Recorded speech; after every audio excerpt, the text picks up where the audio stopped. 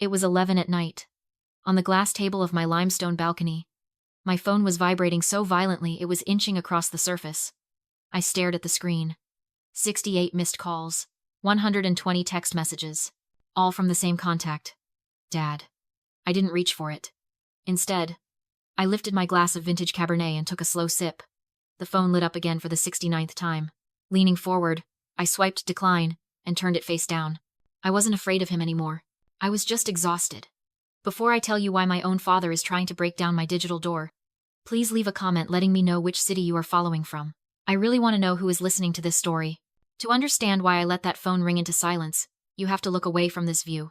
You have to look past the infinity pool reflecting the moonlight and the $2.5 million limestone floors beneath my bare feet. You have to travel back 7 years. To a basement apartment in Chicago where the wind rattled the windows like it was trying to break in and kill us. I was 22 years old then. I had just graduated top of my class in landscape architecture. But to my family, I was just the unemployed daughter living on their couch. I remember the smell of that apartment. Stale coffee and damp wool. It was the smell of stagnation. One morning, the radiator was hissing in the corner. I had stayed up all night finishing a set of blueprints. It was a renovation plan for my parents' house. I had designed a sunroom that would capture the morning light, calculating the angles to save them money on heating bills. It was my way of saying thank you. My way of proving that my degree wasn't a waste of time. I laid the large sheets of paper out on the kitchen table, smoothing the corners with trembling hands. Dad walked in, holding his mug. He didn't even look at the intricate lines or the calculations in the margins. He just looked at the space the paper was taking up. "I need the table, Nia," he said. "Just look, Dad," I pleaded. "I designed this for you. It adds value to the property." He set his mug down. His hand slipped. Dark liquid pooled across the table, inching toward the white paper. I gasped and reached for a towel. But he was faster. He grabbed my blueprint. He crunched the stiff paper into a ball and swiped it across the spill, soaking my design in lukewarm coffee. "Dad," I whispered, the sound dying in my throat. He tossed the wet brown ball into the trash can without blinking. "Stop with these unrealistic scribbles, Nia. We need money, not drawings. Go get a real job like your sister." I stood there, freezing in the drafty kitchen, watching my hard work bleed into the garbage. People often ask me why I stayed, why I let them treat me like a servant for so long. The answer lies in something psychologists call the boiling frog syndrome. If you drop a frog into a pot of boiling water, it will jump out immediately to save its life. But if you put that frog in tepid water and slowly turn up the heat, it will float there calmly. It won't notice the danger until it is already boiled to death. My family turned up the heat by degrees. A forgotten birthday here. A snide comment there. The crumpled blueprint was just one more degree on the dial. I was being cooked alive in that house, and I didn't even know I was dying. But tonight, standing in the open-air atrium of the Green Horizon Villa, a masterpiece I designed, paid for, and own, I finally know the difference between the heat that kills you and the warmth that heals you. I touched the living wall of orchids I installed myself. They told me I was scribbling. They didn't know I was drafting my escape. 7 days ago, I was standing in my walk-in closet in Miami, surrounded by the hum of the central air conditioning. I was actually looking forward to going home. I had spent the entire afternoon wrapping gifts with surgical precision. For my mother, a hand-woven cashmere shawl imported from Italy. For my father, a vintage diver's watch he had admired in a magazine 20 years ago, a watch I had spent 3 months tracking down at an auction. For Chanel, a generous gift card to a luxury spa, because she never stopped complaining about how stressful her life was. I was folding a silk blouse into my suitcase when my phone chimed on the Velvet Island counter. I smiled when I saw Dad's name. I foolishly thought he was texting to ask about my flight time. Or maybe, just maybe, to say he was excited to see me. I unlocked the screen. The message was long. It wasn't a question. It was a directive. It read, "Nia, change of plans. Do not go to the airport tomorrow. We need your business class seat for Mark. His sciatica is acting up and he cannot sit in coach for 3 hours. Since you do not have a real career to rush back to, and you have plenty of free time, we canceled your ticket. You can take the Greyhound bus, or drive up if you want to come. We need to prioritize core family members right now." I read it twice. Then I read it a third time, my eyes fixating on 2 specific words. Core family. The oxygen in the room seemed to vanish. It wasn't the cancellation of the ticket. I could buy the entire airline if I wanted to. It wasn't even the fact that they chose Mark, my sister's husband, over me. Mark, the man who had secretly borrowed $5,000 from me 3 years ago to pay off a gambling debt and never paid it back. It was the phrase, core family. In 2 words, My father had defined my entire existence. I was the periphery. I was the extra folding chair brought in from the garage for Thanksgiving dinner. I was the backup plan. Chanel, her husband, my parents, they were the nucleus. I was simply the expendable orbit. Gravity pulled me down to the edge of the bed, crushing the silk blouse in my hand. My fingers were trembling, but not from sadness. I looked at the vintage watch I had wrapped so carefully. I looked at the cashmere shawl. For years, I had hidden my success because I didn't want to make them feel small. I didn't want to outshine Chanel, the golden child. I played the role of the struggling artist, the freelancer, the little sister who was still figuring it out. I thought my humility would buy their love. I thought if I made myself small enough, there would be room for me in their hearts. I was wrong. My humility didn't buy love, it bought disrespect. They didn't just cancel a ticket. They canceled me. They looked at my life, at my value, and decided I was worth less than a comfortable seat for my brother-in-law's bad back. I felt a strange sensation in my chest. It was a heavy, cold weight, like a stone dropping into a deep well. But as it hit the bottom, it didn't make a thud. It made a click. It was the sound of a lock turning. Stepping in front of the floor-to-ceiling mirror that covered the far wall of my closet, I analyzed the woman staring back. She wasn't the 22-year-old girl shivering in a Chicago kitchen anymore. She was the CEO of Green Horizon. She was the woman who had turned a small landscaping startup into a multi-million-dollar empire. She was the woman who had just closed a deal to redesign the city's botanical gardens. Why was I still acting like a beggar at their table? Reflecting on the glass, I saw the truth. The dutiful daughter. The one who swallowed insults like medicine. The one who apologized for taking up space. She died the moment that text arrived. The woman in the mirror was someone else. She was cold. She was calculated.